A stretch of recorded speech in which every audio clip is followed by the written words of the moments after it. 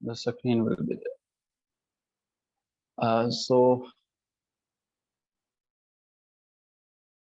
that I may proceed further, please do confirm it in the chat box, and that I am audible so that I may proceed further.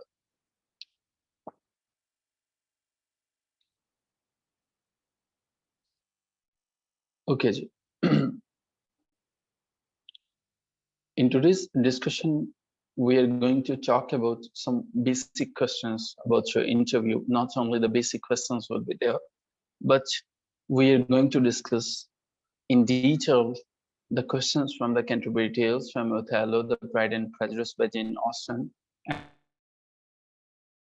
and the Alexander Pope, that are the next in lines, and we are supposed to discuss. But before that, I'm assuming the screen is already there. Okay, as you can see it in our previous session, in yesterday's topic, I have already mentioned that in your interview, if you're supposed to talk about your weakness, your strength, and the other basic things, how you're going to talk about your weakness, your strengths, and the basic questions, like if they're going to ask you why we should choose you, and what's about the higher education department, what are those questions that are related to your previous job, so what to do and what not to do, so how you are supposed to prepare all those things that are related to your previous job, and how you're going to prepare the things. So the very first thing that we need to discuss in today's session is your strength and your weakness. In an interview, a lot many times it happens that they ask you directly, the panel and the chairperson basically वो आपसे directly एक ही question करते हैं, और वो question जो है वो ये होता है, why we should select you. ये पंजाब के interviews के अंदर questions जो है वो ज़्यादा होता है, ख़ुसूसन जो है इस question को 2-3 तरह से पूछा जा सकता है. डायरेक्ट लाजमी नहीं है कि आपसे ये क्वेश्चन सिर्फ इसी फॉर्म में हो कि why we should select you. मुमकिन है कि आपसे ये पूछा जाए कि अगर आप इस हायर एजुकेशन डिपार्टमेंट को ज्वाइन करते हैं तो आप जो है हायर एजुकेशन डिपार्टमेंट में कौन सी तब्दीलियां लेके आएंगे. मुमकिन है आपसे एक क्वेश्चन ये भी पूछा जा सकता है कि आप ऑलरेडी SSE के तौर पे काम कर रहे हैं, SESE के तौर पे काम कर रहे हैं, या ESE या PST प्राइमरी स्कूल टीचर, ये स्कूल एजुकेशन डिपार्टमेंट के मुख्तलिफ जो है वो कैडर्स हैं जो मैंने मेंशन किए हैं. So why on earth we should select you, हमें आपको जो है वो क्यों सेलेक्ट करना चाहिए.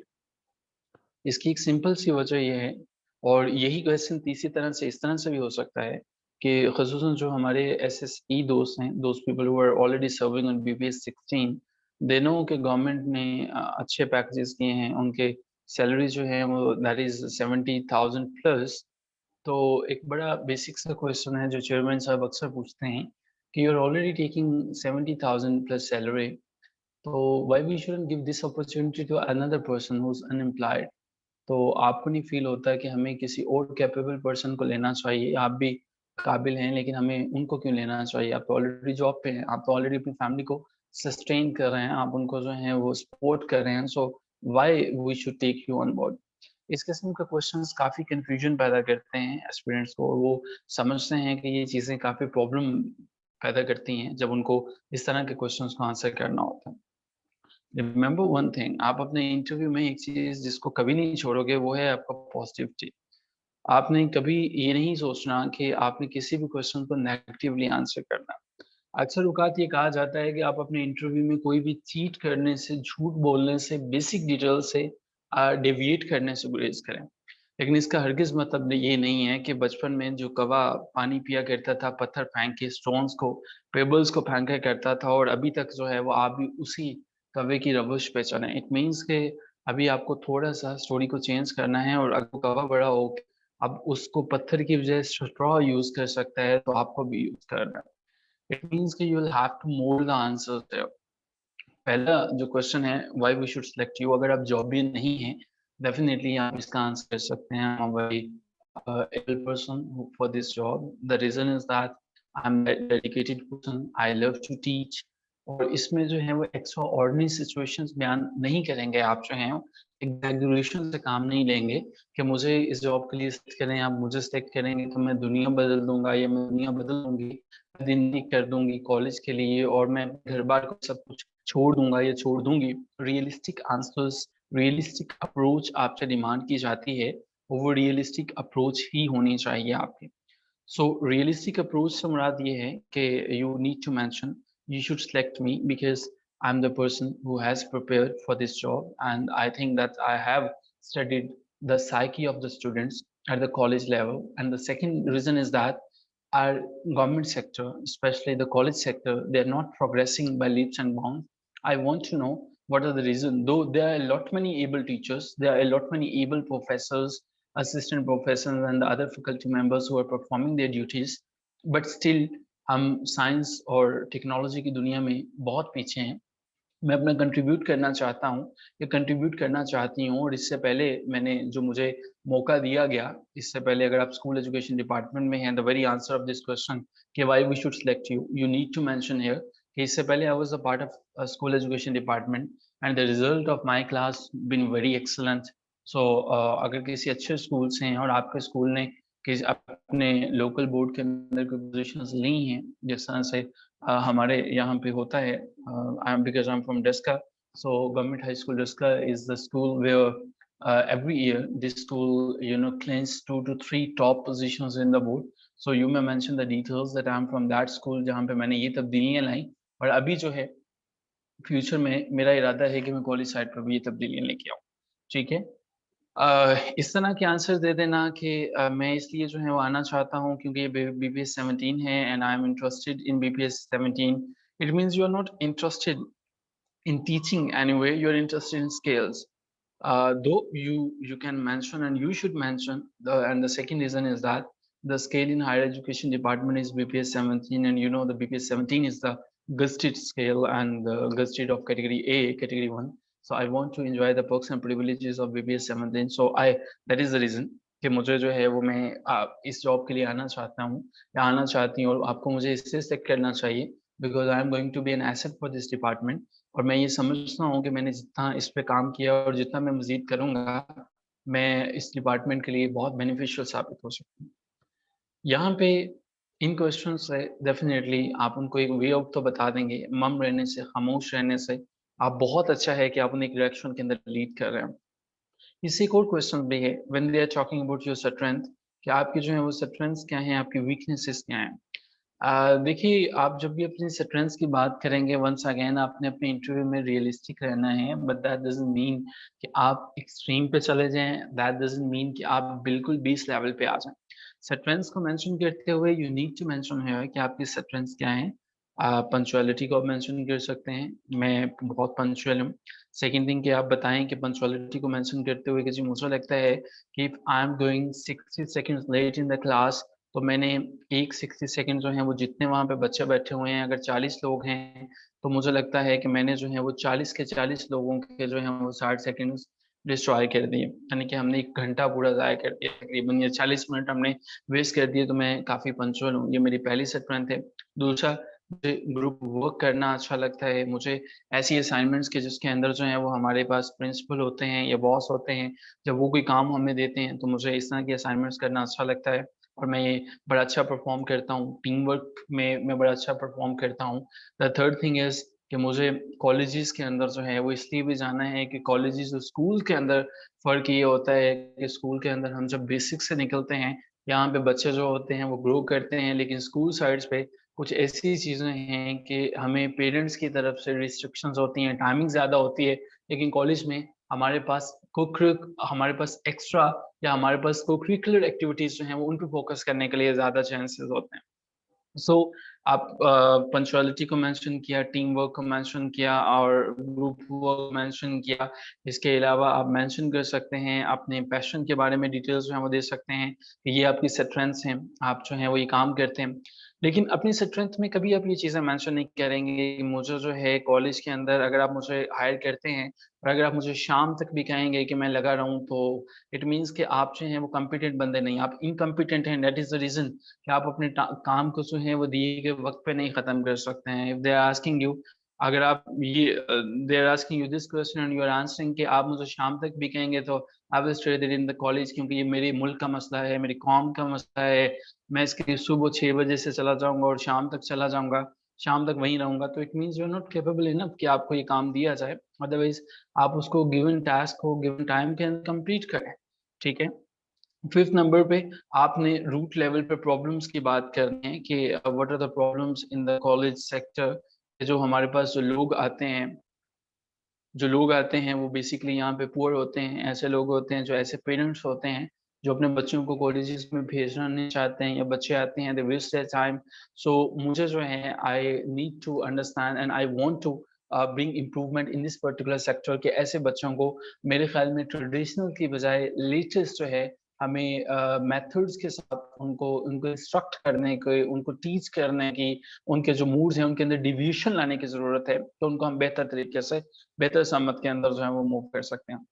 ये आपकी स्ट्रेंथ हो सकती है जिसमें आप मेंशन कर सकते हैं, एंड आप रीजंस दे सकते हैं कि आपको इसलिए चूज करना चाहिए।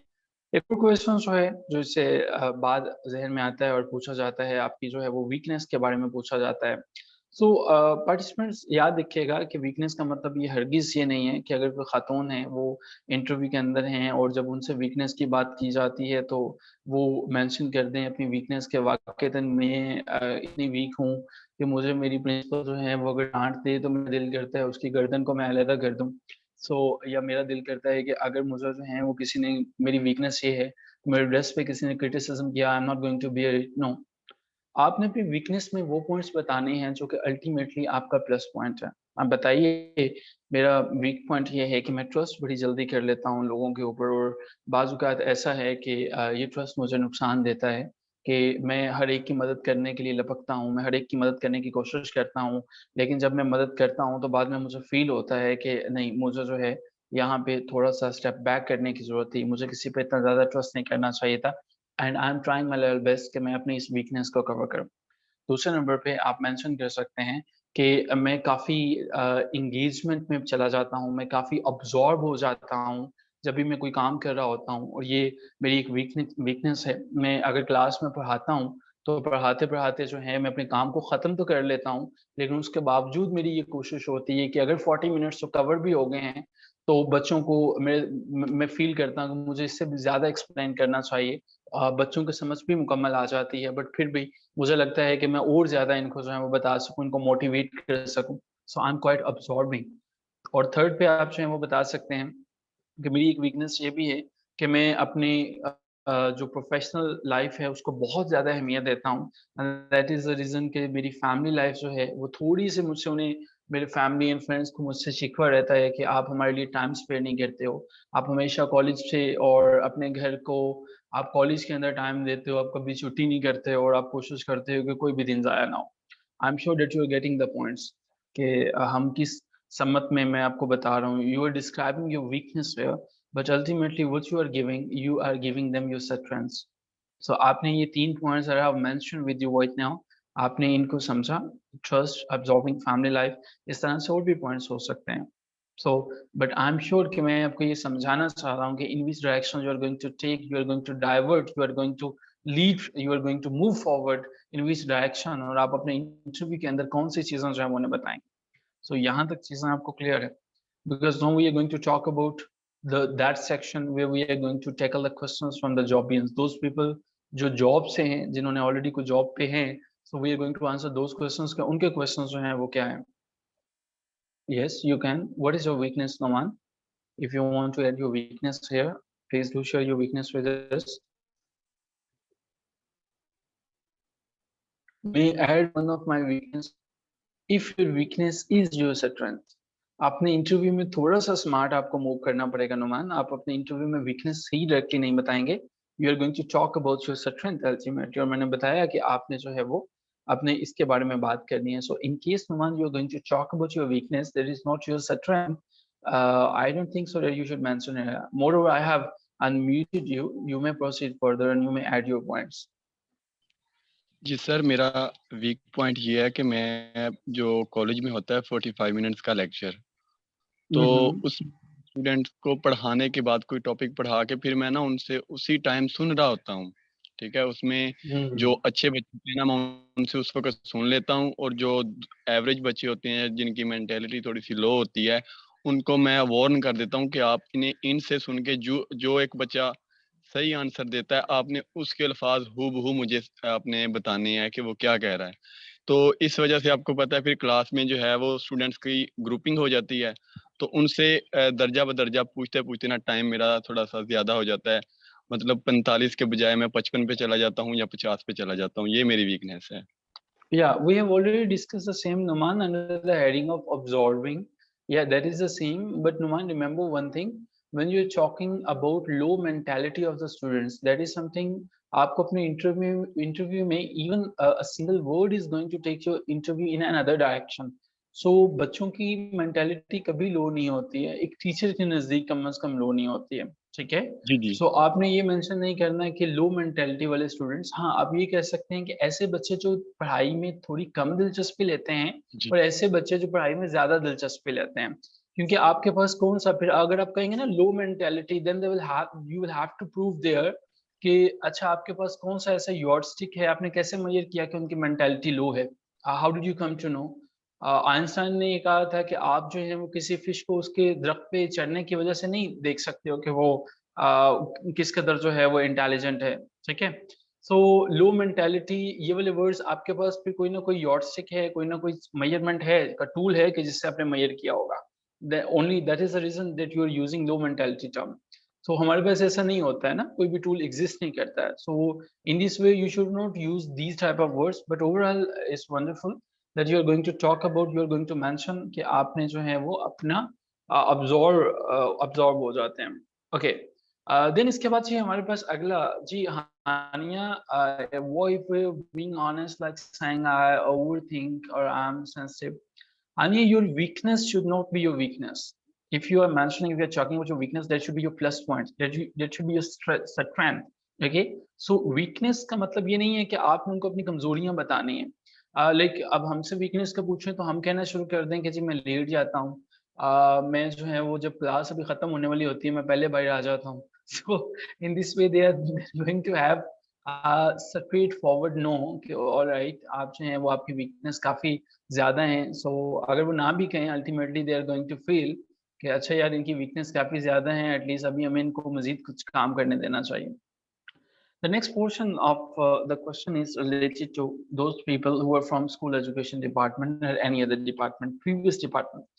आपका जो previous department है, उसके साथ आपने time spend किया होता है. If you're going to mention your previous department, if you're serving anywhere, either in private sector or in government sector, you need to browse some basic details of that department. अगर आप school education department से हैं, तो आपको काफ़ी tough time मिलेगा। काफ़ी time से मुराद ये है कि आपसे क्वेश्चंस ठीक-ठाक पूछे जाएँगे। May be they are going to ask you the questions like you are from Punjab, because we are talking about those people जो पंजाब से हैं और वो स्कूल एजुकेशन डिपार्टमेंट से हैं। So you are from Punjab school education department PSED. So why? What are the reasons like the government schools are unable to produce the excellent results? So क्या वजह है कि excellent results जो हैं वो नहीं दे सकते हैं? What are the reasons देखिए हमारे पास आज भी 22 मिलियन के करीब जो हैं वो चिल्ड्रन आउट ऑफ स्कूल हैं, और आपके ख्याल में ये गवर्नमेंट रिस्पॉन्सिबल है या आपके ख्याल में जो है वो जो टीचर्स हैं या जो एडमिनिस्ट्रेशन है, डिस्ट्रिक्ट एडमिनिस्ट्रेशन, वो रिस्पॉन्सिबल है? आपने अपनी जॉब के अंदर बताना है कि आप अपने स्कूल के लेवल पे आपने कौन सी चेंजेस लेके आए। आप अगर SSE हैं तो आपको पता होना चाहिए कि SSE एब्रिविएशन किसका है। वो आपसे कहेंगे कि सीनियर स्कूल एजुकेटर या senior school teacher, you need to correct them, no it's secondary school educator. और SSE किसकी एब्रिविएशन है। प्लस इसके अलावा आपको पता होना चाहिए, अगर आप किसी भी एलिमेंट्री स्कूल के हेड हैं या आप किसी हाई स्कूल के हेड हैं या आप किसी प्राइमरी स्कूल के हेड हैं और आपका ताल्लुक जो है वो स्कूल एजुकेशन डिपार्टमेंट से है, कुछ बेसिक टर्म्स जिनको हम जॉनरा कहते हैं या आपकी अपनी जो डेफिनेशंस होती हैं उनको आप डेफिनेटली एक्सप्लोर करेंगे। For example that is the NSB, for example that is the FTF, for example that is the monitoring and evaluation assistant, for example that is the district monitoring officer, for example that is the census form, for example आपके पास जो है वो SIS है, for example PITB है। सो आपके पास जो rules हैं, आपके पास पीडा है, आपके पास लीव रूल्स हैं, आपके पास जो हैं वो बेसिक जो रूल्स हैं कि आपको इनका पता है कि आपने अपनी सर्विसेज को यहाँ पे किया। So these things should be on your finger tips, आपको पता होना चाहिए कि क्या। और आप एक टीचर हैं, आप ऑलरेडी एक SSE हैं, SESC हैं, ESC हैं, आपको पहले एक चांस दिया गया था, आपने तब वहां पे क्या तब्दीली लाई? What are your progress? What is your progress there in school education department? What are the points that you have grabbed from previous job? So you need to mention these points in excellent manners. और ये questions आपसे पूछे जाएंगे, चाहे आप इनको directly questions कह लीजिए, इनडायरेक्टली क्वेश्चंस कह लीजिए. These questions are going to be the part of your interview. बड़े ढंग से इनको समझ लीजिएगा, प्रिपेयर कर लीजिएगा और इंशाल्लाह जब हमारे पास मॉक सेशंस होंगे, definitely we are going to explore all the dimensions. We are going to answer these questions in the very possible dimensions के जिसमें ये पूछे जा सकते हैं. सो अगर आपकी जॉब जिससे भी रिलेटेड हो, आपको ACRs का पता होना चाहिए, आपको PERs का पता होना चाहिए. ACRs लिखी कब जाती हैं, PERs और ACR में क्या फर्क होता है, ठीक है. BPS 16 को भी गज़ेटेड कहा जाता है, लेकिन ये गज़ेटेड कौन सा वाला होता है, और BPS 17 भी गज़ेटेड होता है. तो BPS 16 और 17 के अंदर फ़र्क क्या होता है, ठीक है. सो ये बेसिक सी जो डिटेल्स हैं आपके डिपार्टमेंट की, ये आपके फिंगर टिप्स पे होने चाहिए. इसके अलावा the next section is about higher education department, because we are going to be the part of higher education department. So the next recommendation is that you should browse some details about higher education department. Let me tell you something about higher education department and school education department. Higher education department and school education department everywhere in Pakistan, like in Punjab, in in KPK, everywhere they are under provincial governments. So you need to browse some basic details. Like higher education department के बारे में कुछ basic details देख लीजिएगा. Who is the minister जो कि higher education को अभी डील कर रहे हैं, इनकी हायरार्की क्या होती है. हायर एजुकेशन डिपार्टमेंट में आप जो आपकी जो होती है अथॉरिटी होती है, वो डायरेक्टली आपके जो है वो सेक्रेटरी होती हैं. आपकी अपॉइंटिंग अथॉरिटी सेक्रेटरी होती है, आप सेक्रेटरी को ही रिस्पॉन्सिबल होते हैं. आपके DDO जो हैं वो आपके प्रिंसिपल होते हैं, जो सिर्फ आपको रिपोर्ट कर सकते हैं आपकी हायर अथॉरिटीज को, और कुछ नहीं कर सकते हैं. आपकी PRs इन्होंने लिखनी होती है. और इसके अलावा जो है वो आप डायरेक्टली जो है वो DPI directorate of primary instructions के जो हैं अंडर होते हैं. तो इन तमाम चीज़ों को एक दफ़ा ज़रा देख लीजिएगा. These things are going to be very helpful for you. DPI क्या हैं, डेप्टी डायरेक्टर्स क्या हैं, डायरेक्टर्स क्या हैं, हायर एजुकेशन डिपार्टमेंट की हायरार्की मूव कैसे करती है. सो ये डिटेल्स आपको आसानी से मिल जाएंगे.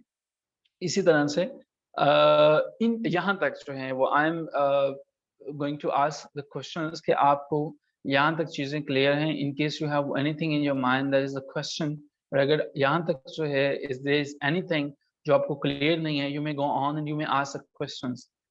यहाँ तक जो हमने चीज़ें डिस्कस की हैं बहुत इंपॉर्टेंट हैं. हमने आपकी वीकनेस की बात की, स्ट्रेंथ की बात की, हमने इसकी बात की कि आपको जो है अगर उन्हें चूज़ करना चाहिए तो क्यों करना चाहिए, आपकी करंट जॉब उसके बारे में जो क्वेश्चंस हैं, आपकी हायर एजुकेशन डिपार्टमेंट में आपने क्या देखना है, क्या नहीं देखना, आपको क्या-क्या रिवाइज़ करना है. So everything is clear here. If it is clear, you are requested to write clear in the chat box so that I may proceed for the recording. इससे आगे हम जो हैं वो फिर मूव करेंगे, लेकिन हम जो हैं एक वेट कर रहे हैं कंफर्मेशन का कि क्लियर जो है वो आप लिख. ओके, सिर्फ शफकत साहब को क्लियर हुआ है, अशफाक साहब को क्लियर हुआ, ठीक है. चलें, thank you so much. Okay, participant, no talking about the questions. Yesterday I requested that we will move forward in two ways, in two directions. The first direction will be that the recorded sessions will be shared with you, and they have been shared by me. आपके group के अंदर जो है exist करते हैं. And I requested you कि आप जो हैं वो रेनेसांस तक जो है वो लेक्चर्स को कंप्लीट करेंगे. मीनवाइल हम जो हैं जो क्वेश्चंस हैं फ्रॉम द प्रीवियस बुक्स, उनको जो है वो हमने डिस्कस करना है. और हमारे पास जो आपके साथ लिस्ट शेयर की गई है, आज हमारे पास जो बुक्स हैं, जो क्वेश्चंस प्रीवियस इंटरव्यूज में रहे हैं, वो हमारे पास सीरियल नंबर 4 से सीरियल नंबर 8 तक हैं. सो ये क्वेश्चंस जो हैं डिस्कस करने का मकसद ये है, all the questions have been taken from the previous interviews. So you guys are requested to go through these questions. Definitely it's not possible to cover all the 15, 20 or 30 questions in a single session. और ऐसा भी मुमकिन नहीं है कि we may spend all our classes on answering these questions कि जिनको रट्टा आपने लगाना है कि ये questions हैं, you are supposed to cram all the answers of these questions, या आपको कोई नोट्स दे दिए जाएं. इन questions को शेयर करने का मकसद ये है कि हमारे पास जो बुक्स हमने आपके साथ शेयर की हैं, नॉर्मली आपका इंटरव्यू इन्हीं बुक्स में से रोटेट करता है, और प्लस आप अपने इंटरव्यू को जब खुद से लेके चलते हैं। सो आज हमारे पास जो है 4 इम्पोर्टेंट एलिमिनेशन है, 4 हमारे पास जो है वो किताबें हैं, 4 बुक्स हैं। पहली हमारे पास द कैंटरबरी टेल्स है, दूसरी हमारे पास प्राइड एंड प्रेजुडिस है, फिर ओथेलो है, और फिर हमारे पास the Rape of the Lock है। सो अभी जो है हमें इनके बारे में I am just going to put the questions in front of you. General Prologue के मुतालिक जो हैं, ये हमारे पास इससे पहले पिछले इंटरव्यूज में क्वेश्चंस रहे हैं। ओके जी, आई एम श्योर कि ये क्वेश्चंस आपको अभी नजर आना शुरू हो जाएगा। ओके जी, so the first question is, ये हमारे इंटरनल मार्क हैं जो एंड पे SSBB लिखा हुआ है, इसको जरा इग्नोर कर दीजिएगा। ये जो बाकी जो है वो क्वेश्चंस आपके अपने हैं। The wife of the bath is the only character of Chaucer that is perfectly described। ये क्वेश्चन का आइडिया लेना हमें मकसद है। इट्स नॉट नेसेसरी कि जब भी स्टूडेंट्स बताते हैं तो क्वेश्चन जो है वो एग्जैक्टली इसकी वर्डिंग जो है वो एज इट इज ही है कि जिस तरह से चेयरमैन साहब ने बात की थी। बट हमारे लिए जो इम्पोर्टेंट है that is the question, the wife of the Bath is the only character that is perfectly described by Chaucer. So ये हमारे पास जो है वो क्वेश्चन है। नॉर्मली पहले तो आप सिर्फ ये बता दीजिएगा कि यहाँ तक जो है ये क्वेश्चन जो है वो वाइफ ऑफ बाथ के मुतालिक है। What are your views about wife of the Bath? Do you agree with the statement? Yes, no. Do you agree with the statement wife of the bath? इसके मुतालिक जो है जो स्टेटमेंट है आप इससे एग्री करते हैं वाइफ ऑफ द बाथ से?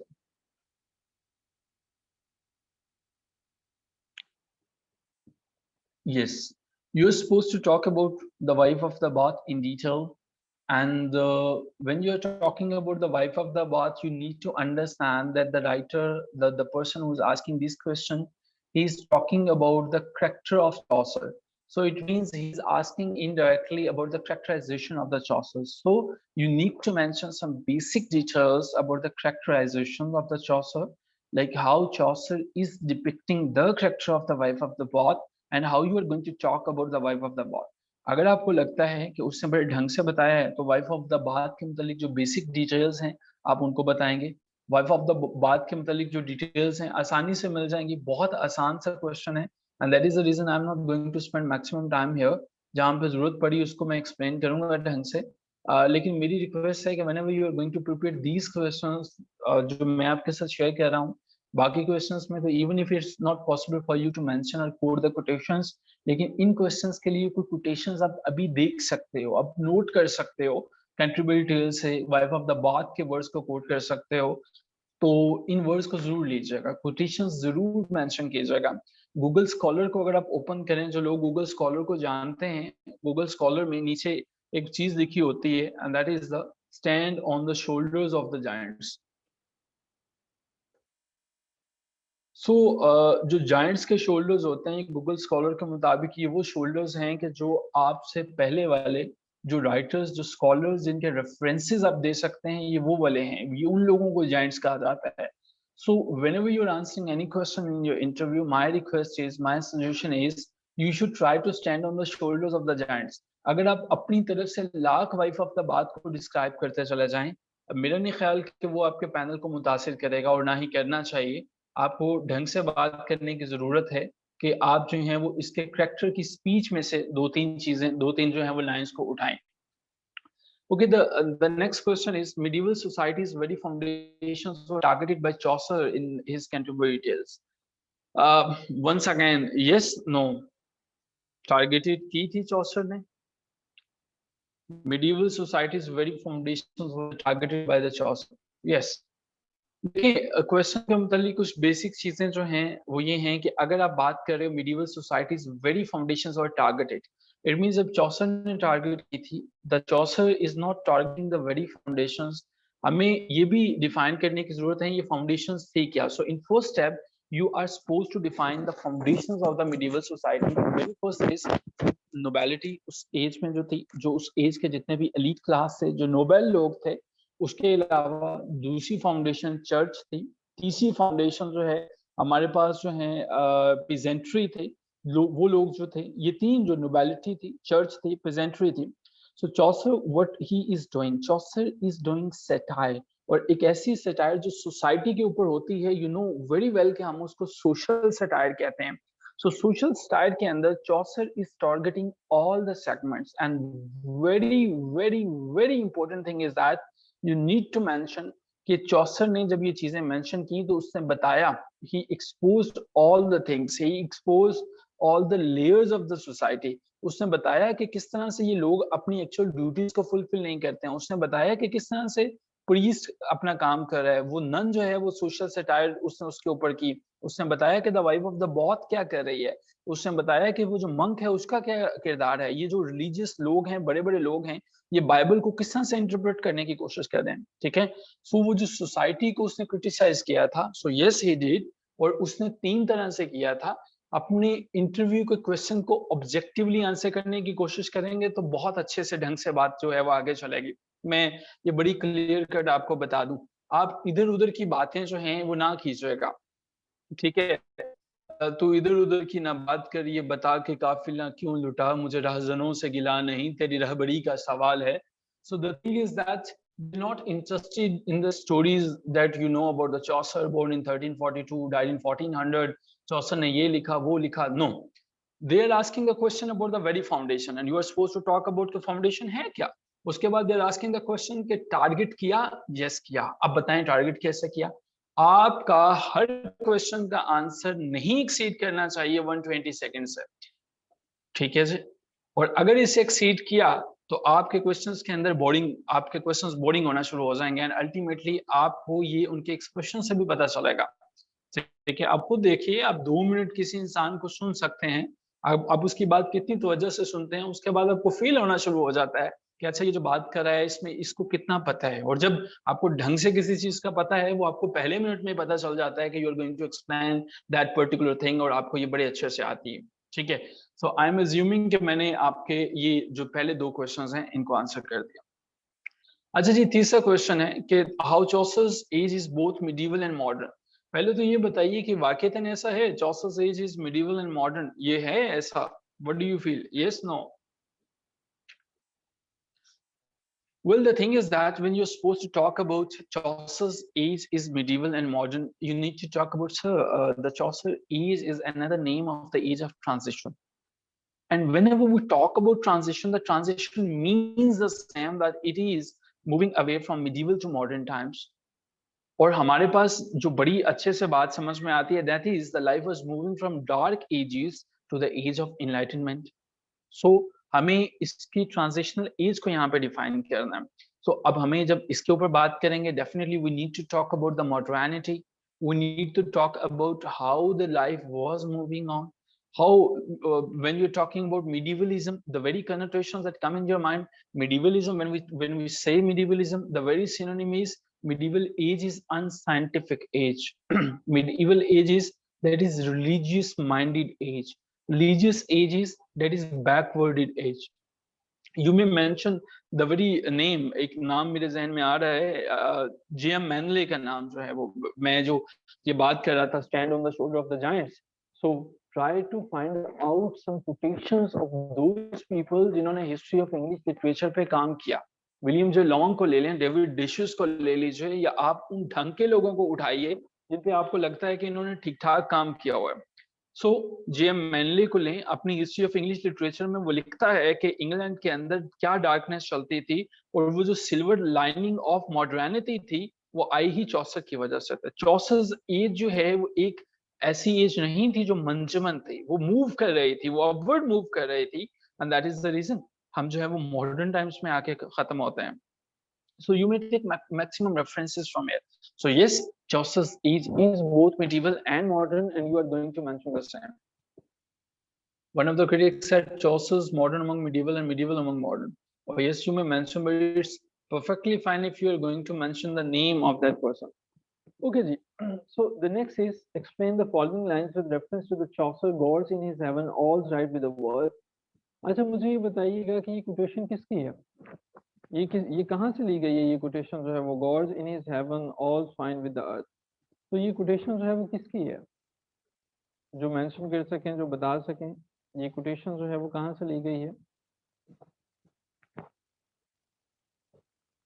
थोड़ा सा याद कर लीजिए, याद करने की कोशिश करें, बहुत फेमस है।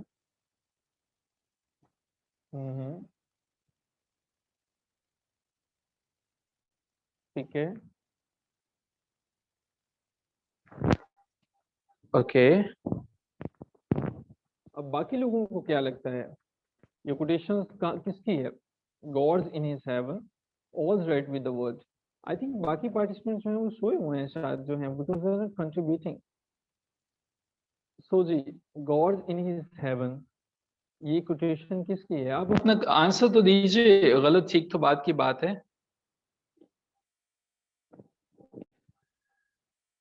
रॉबर्ट ब्राउनिंग की, ये पीपा पासिस में से ली गई है। God's in his heaven all right with the world. So Pippa Passes जो हैं वो क्या है, पीपा is basically the क्रेक्टर।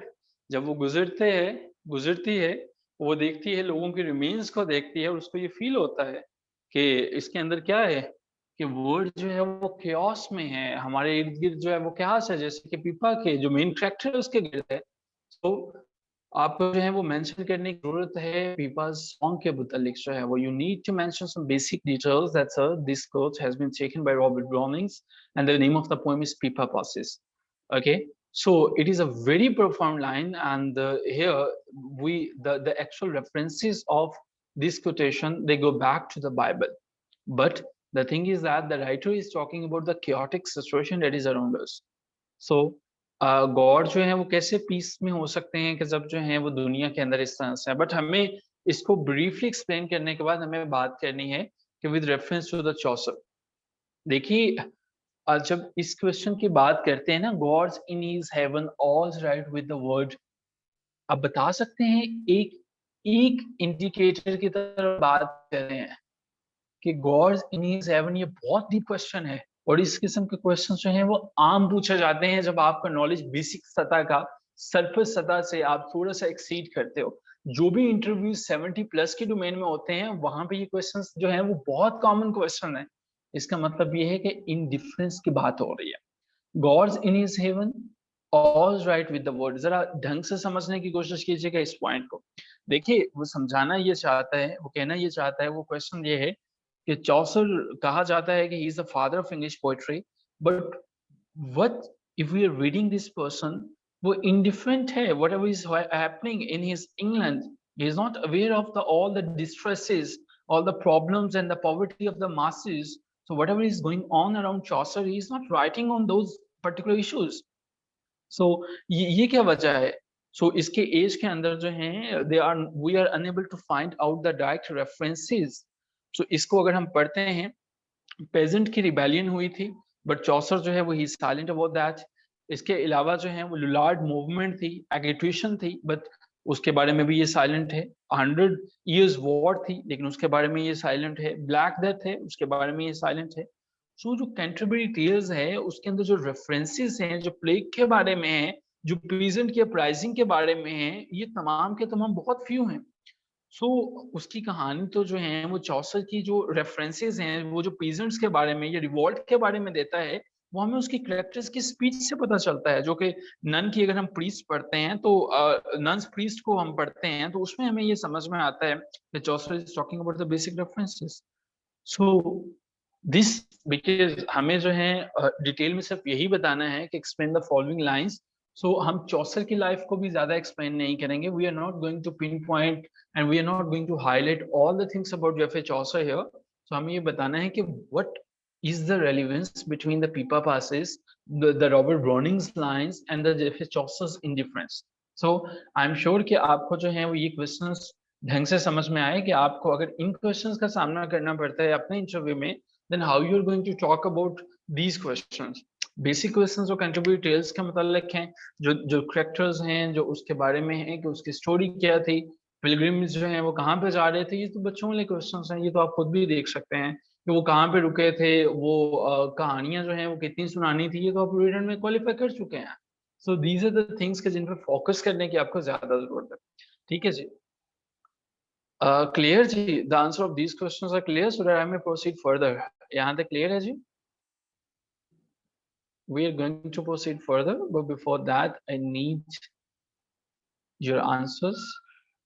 Okay, then talking about Alexander Pope's Rape of the Lock, एक मास्टरपीस समझा जाता है और इनफैक्ट है भी रेप ऑफ द पोप जो है अलेक्जेंडर पोप की। लेकिन मेरे ख्याल में अगर किसी ने इसके ऐसे ऑन क्रिटिसिज्म और ऐसे ऑन मैन को पढ़ रखा है या डंसियट को पढ़ रखा है तो अलेक्जेंडर पोप के बड़े शाहकार हैं, बड़ा अच्छा लिखा हुआ है। खैर, अलेक्जेंडर पोप में से जो क्वेश्चंस हैं वो जो आए, जो मोस्ट रिपीट होने वाले क्वेश्चंस हैं इंटरव्यूज में, वो कुछ यूं हैं। अच्छा जी, रेप ऑफ द लॉक जो है इसके अंदर सुपर नेचुरल मशीनरी इस्तेमाल हो रही है। So what do you feel कि सुपर नेचुरल मशीनरी जो है वो, पहले तो मुझे बताएं कि उसका कोई रोल है रेप ऑफ द लॉक के अंदर जो है वो? Yes, no?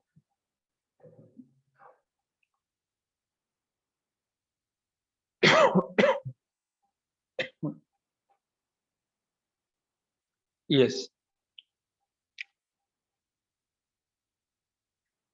Yes, supernatural जो है हमारे पास मशीनरी इसके अंदर इस्तेमाल हुई है। अच्छा, आपको ये पता है कि ये एपिक है या मोक एपिक है? ये मुझे बताइएगा, very basic question but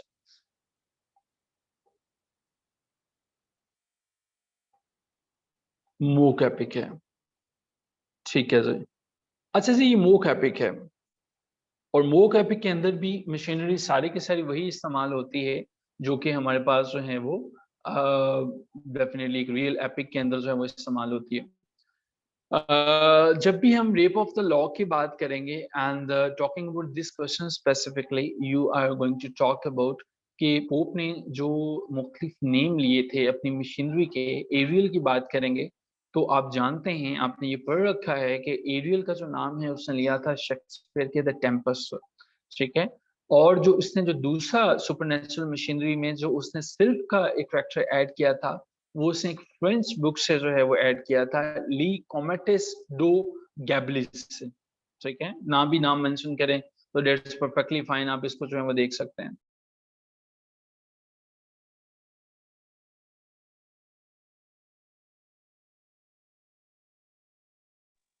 okay जी, सो इसके अलावा जो है एक मिथ है, एक मिथ में ये कहा जाता है कि जहाँ पे चार जो हमारे पास स्पिरिट्स हो, चार एलिमेंट्स जो हैं, आप जानते हैं कि वो एयर है, अर्थ है, वाटर है और फायर है, और उन्हीं पे बेस की है अलेक्जेंडर पोप ने अपनी सारी की सारी सुपरनेचुरल मशीनरी को। जब अब सिल्फ की बात करते हैं, निम्फ्स की बात करते हैं, सैलेमेंडर्स की बात करते हैं, ये सारे के सारे जो करैक्टर हैं उसने शामिल किए हैं और वो एक मिथ के ऊपर जो है वो बेस करता है। सो सुपर नेचुरल एलिमेंट जो हैं इसके अंदर एग्जिस्ट करते हैं और मैं आपको ये ज़रूर कहूँगा कि आपने कोटेशंस को ऐड करना है रेप ऑफ द लॉक में से। आप देखें कि, और मेरे ख्याल में एक बड़ी मशहूर सी कोटेशन है, अगर मैं इसको ढंग से याद कर पा रहा हूँ, या even then before the fatal engines closed, वो जब उसको पता है आपको जो है वो काट देता है सेल्फ को, even then before the fatal engines closed a wretched still fondly interposed, fate urged the shears and cut the self in twain। so यहाँ पे आपको मेंशन करनी है कुछ बेसिक कोटेशंस को कि क्या रोल है इसका जो है अलेक्जेंडर पोप के अंदर जो है वो सुपरनेचुरल मशीनरी का, पर आप इसमें ये मेंशन जरूर करेंगे कि इसकी जो मशीनरी है वो बेस करती है 4 एलिमेंट्स पे, और वो 4 एलिमेंट्स वही हैं जो मैंने बता दी, सिल्फ एयर, इसके बाद निफ वाटर, स्लैमेंडस फायर, और एक और है अर्थ के लिए, इसको देख लीजिएगा, that's not in my mind right now. So ये हमारे पास जो है वो 4 इसके जो है वो सोर्सेस होते हैं।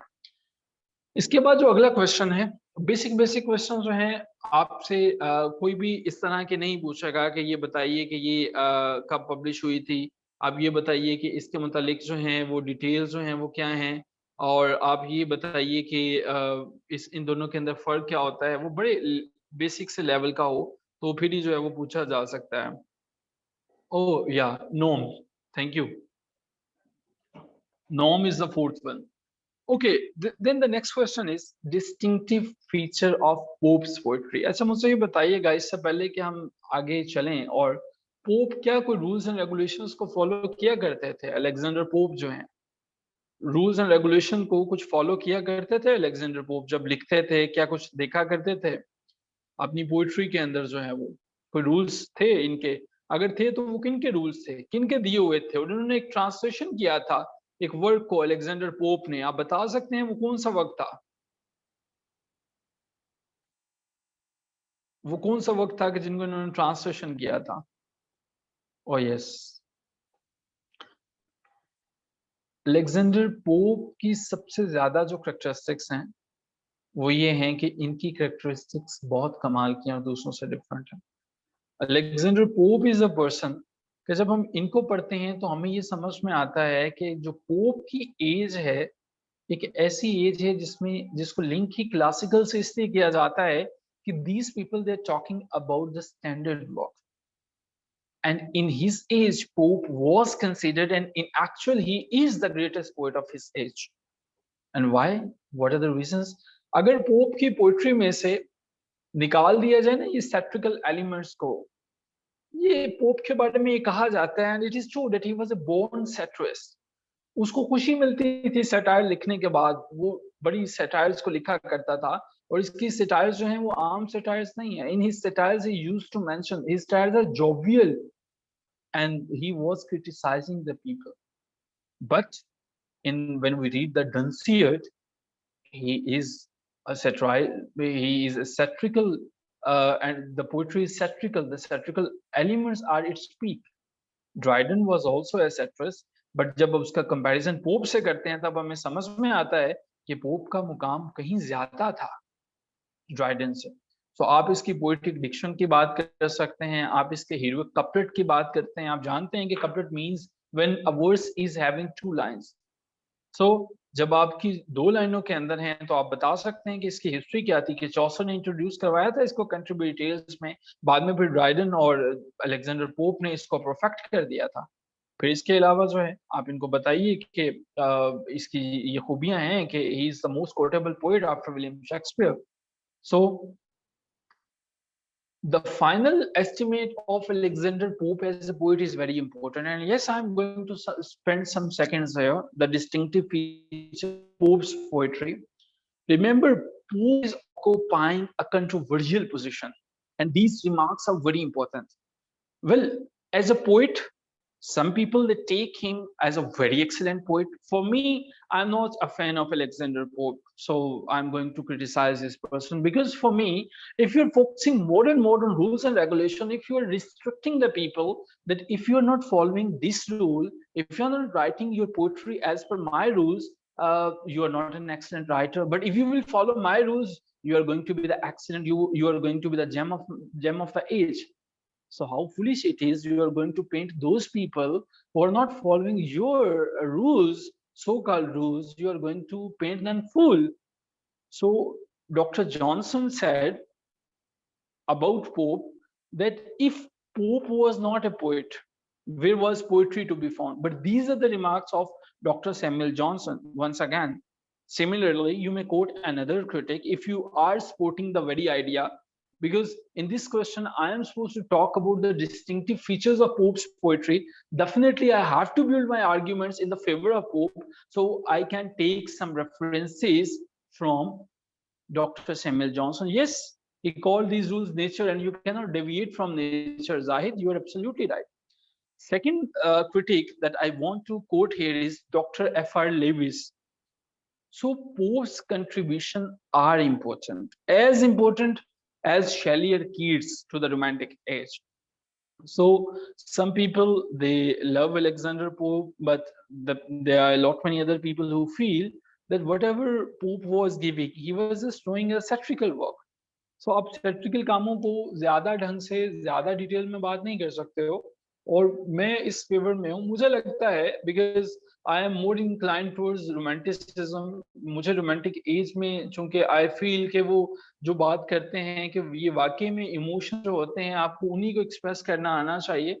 सो मुझे लगता है कि रूल्स एंड रेगुलेशंस अगर आप किसी को बाउंड कर देते हैं तो ये तो एक ऐसे ही है जैसे किसी परिंदे का पर काट के आपने उसको एक पिंजरे के अंदर बंद कर दिया और अब आपने उससे कहा कि अपनी मर्जी से हवा में उड़ के दिखाओ। ये मेरे व्यूज हैं। डेफिनेटली हम पैनल के सामने इसको इसलिए मेंशन नहीं करेंगे कि हम उसकी डिस्टिंक्टिव फीचर्स की बात करें, बट डू यू फील कि इसने जो रूल्स दिए, आपका पॉइंट ऑफ व्यू मुख्तलिफ हो सकता है, आपको लगता है कि रूल्स देने चाहिए और रूल्स के मुताबिक ही लिखना चाहिए? आपका क्या ख्याल है? कुछ भी हो सकता है, बट मैंने अपना ख्याल शेयर किया। आपका मुख्तलिफ भी हो सकता है और होना भी चाहिए।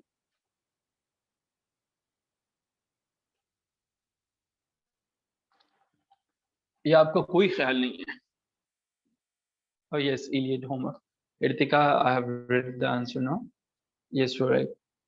Okay, ji. Poetry must be excluded from rules and regulations. At least there is someone जो मेरे साथ मुत्तफिक हैं.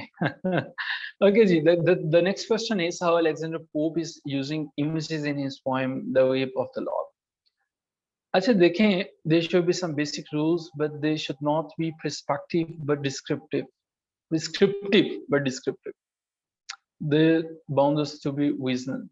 The next question is, okay, thank you so much for sharing your views. The next question is about Alexander Pope's images. Okay, so participants, whenever you talk about the images of Alexander Pope, rape of the law के context में हमें बात करनी है. अच्छा, अगर आप उसके प्राइमरी इमेजेस को देखो, सेकेंडरी इमेजेस को देखो, इनको डिफाइन कर लीजिएगा. प्राइमरी इमेजेस से मुराद ये है कि जो टाइम एंड अगेन रिकर होते हैं, जो बार बार आते हैं. जब ये बेलिंडा को कंपेयर करता है सूरज के साथ जो है वो, सो उसके बाद क्या आप देखेंगे कि वो इमेजेस कैसे हैं, किस तरह से वो इमेज आप देखते हैं. सो उस वो किस तरह से इमेजेस को इस्तेमाल करता है. और इसके अलावा जो है आप इसको ये देख सकते हैं कि अलेक्जेंडर पोप ने इसके अलावा भी जो इमेजेस इस्तेमाल किए, वो चाइना के इमेजेस है, डेलिकेट डिशेस के इमेजेस है कि वो ब्यूटीफुल हैं but they are fragile, they are purely luxurious.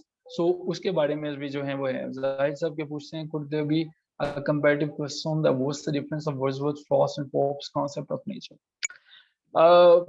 बहुत कम होता है ऐसा, but once again Zahid, that depends upon the interviewer. If you're talking about that your favorite is Wordsworth but you are interested in Pope as well, definitely you are supposed to talk about, you are supposed to go for the comparison.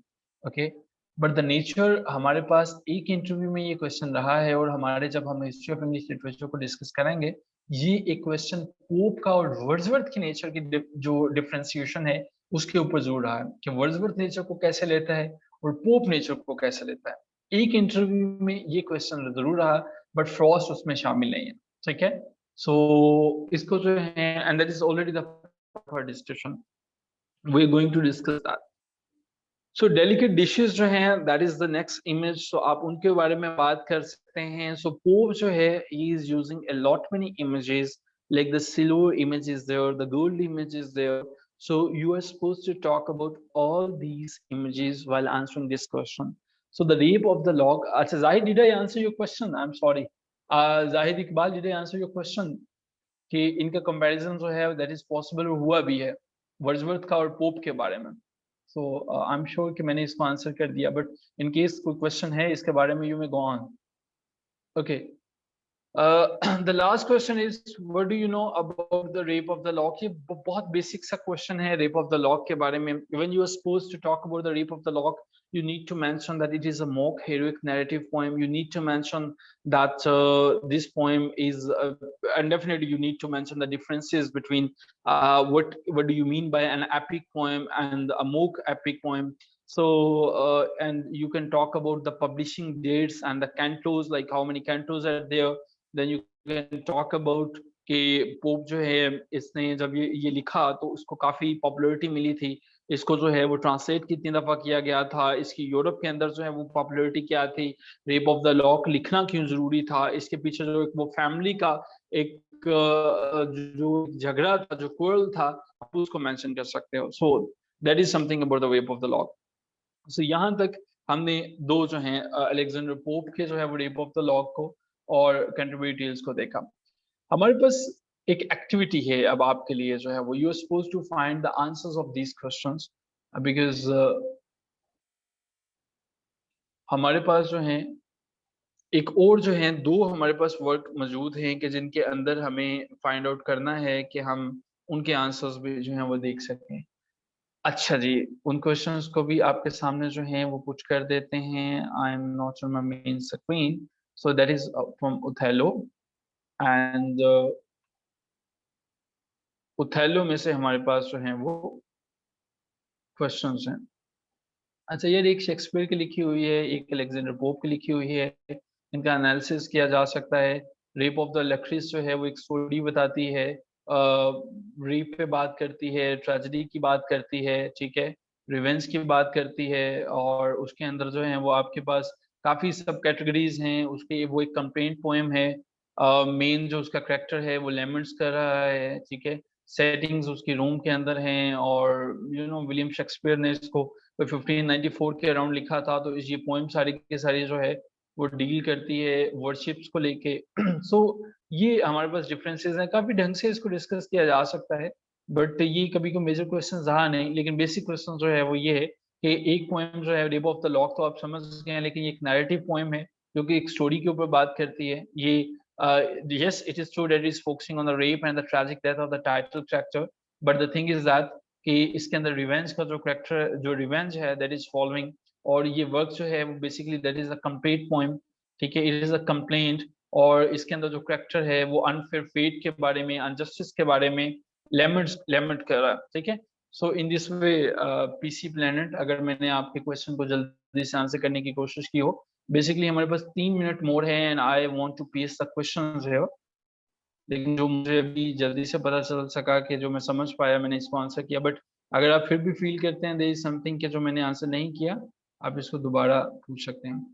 अच्छा जी, दो हमारे पास जो हैं वो questions हैं क्लेमिनेशन में से, एक विलियम शेक्सपियर की है Othello, and the next is Pride and Prejudice. What is the importance of the handkerchief? ये देखेंगे, आसान क्वेश्चन है। Cassio I love thee but never more be officer of mind कब कहता है ओथेलो जो है, और इसकी क्या इम्पोर्टेंस है, क्या सिग्निफिकेंस है, इसको देखना है। इसके बैकग्राउंड की जो स्टोरी है उसको एक्सप्लोर करने की कोशिश करेंगे। 5 थीम्स ऑफ ओथेलो, आसान क्वेश्चन है, आप जानते हैं कि उसके 5 थीम्स क्या क्या हैं, इनको आसानी से आप देख सकते हैं। और ओथेलो अगर किसी ने नहीं पढ़ा हुआ तो वो उसकी समरी को देख भी सकता है, ठीक है। ओथेलो के बारे में जो है वो आप इसको देख भी सकते हो कि इसके ऊपर सिनेमैटिक वर्जन जो हैं वो इसके मौजूद हैं, ठीक है, सिनेमैटिक वर्जन जो हैं। और ये जो कोटेशन है ना, कैसियो जो है, ये कैसियो जब फॉल करता है ओथेलो के ग्रेस से, ठीक है, तो तब जो है वो ये बात कहता है, ठीक है।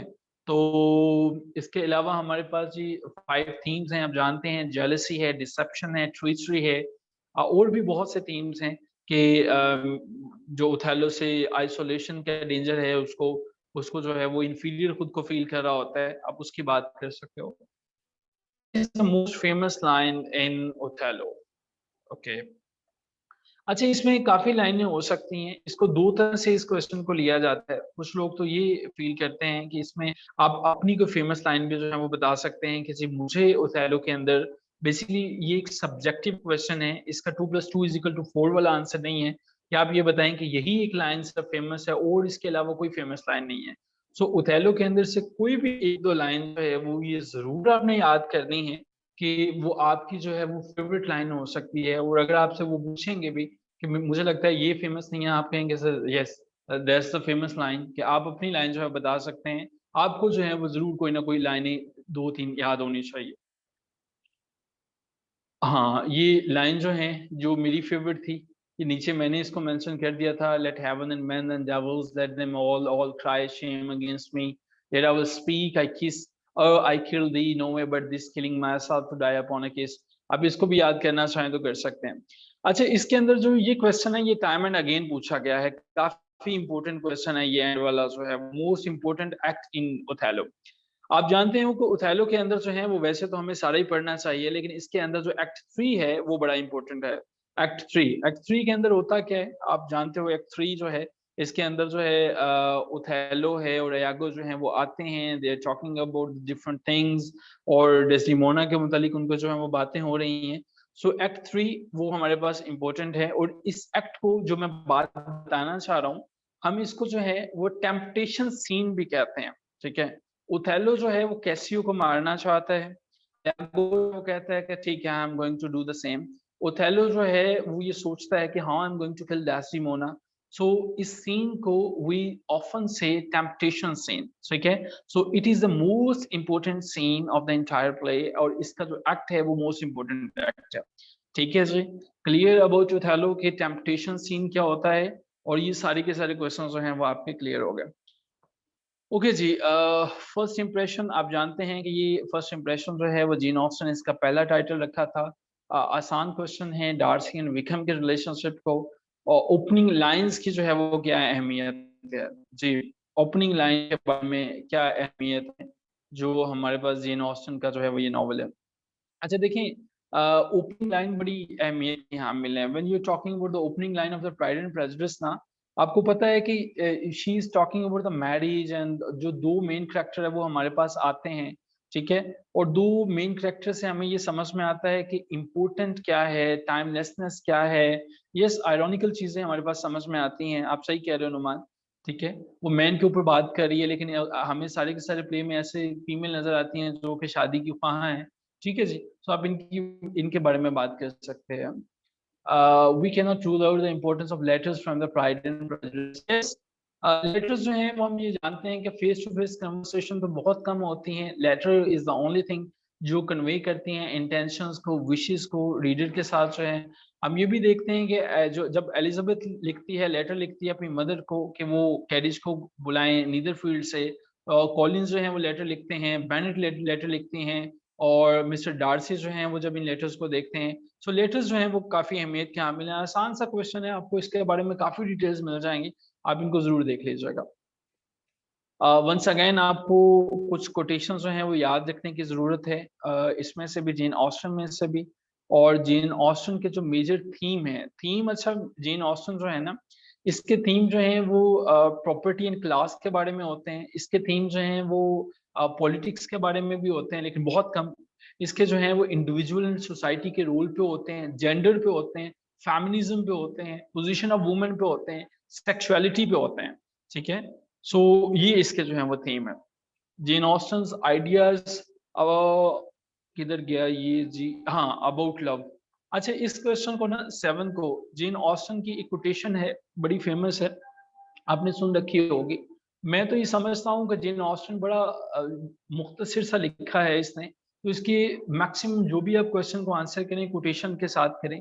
जेन Austen's ideas are about love, जो इसके आइडियाज हैं वो ये कहती है, इट इज नॉट टाइम और opportunity that is to determine intimacy, it is the disposition alone. 7 years would be insufficient, ये बड़ी फेमस है। 7 years would be insufficient to make some people acquainted with each other, and 7 days are more than enough for others.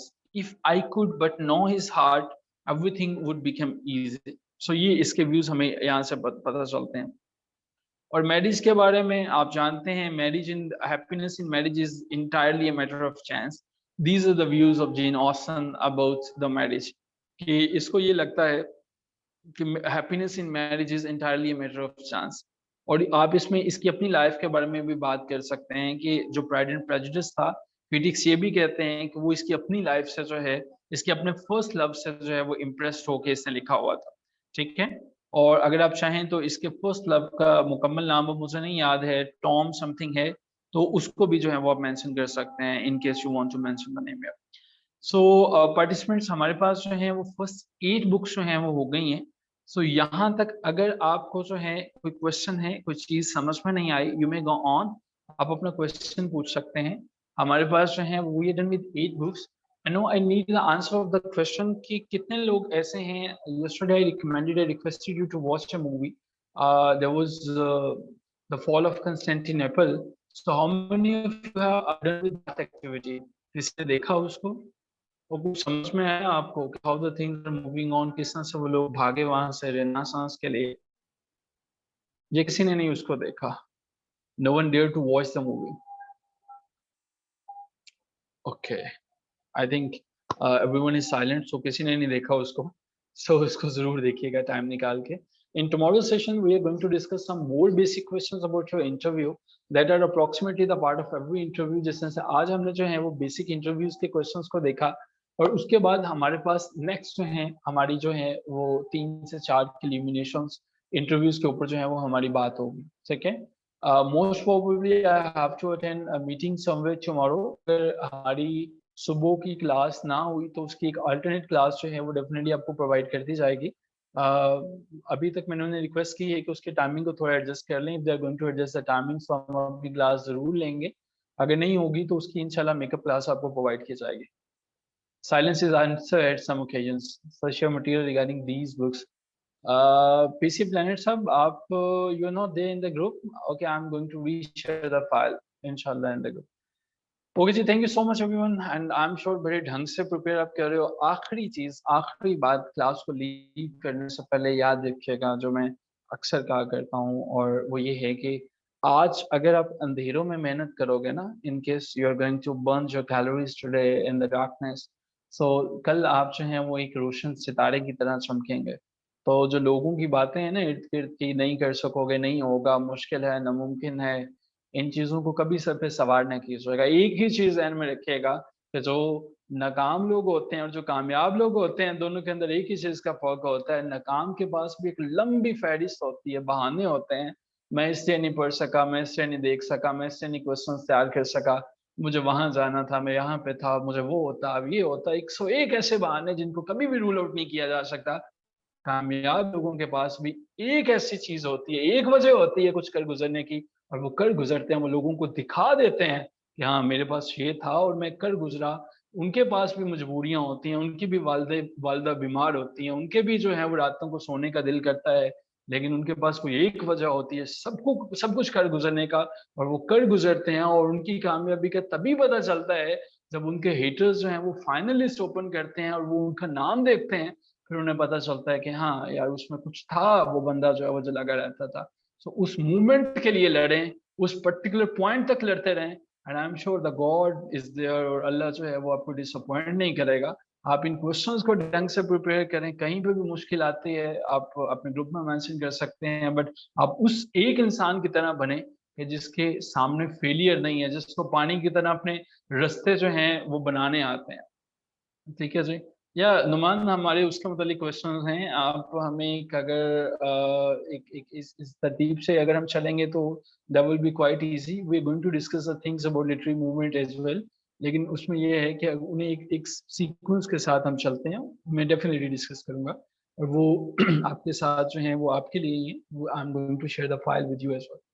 Okay, ji. So with this hope that inshallah you are going to do and you are going to deliver the best inshallah in your interview. Hope to see all of you tomorrow. अगर कल class ना हुई तो उसकी makeup class इंशाल्लाह उसकी timing communicate कर दी जाएगी. Till then, take care of yourself. Have a good day. खुदा हाफिज़.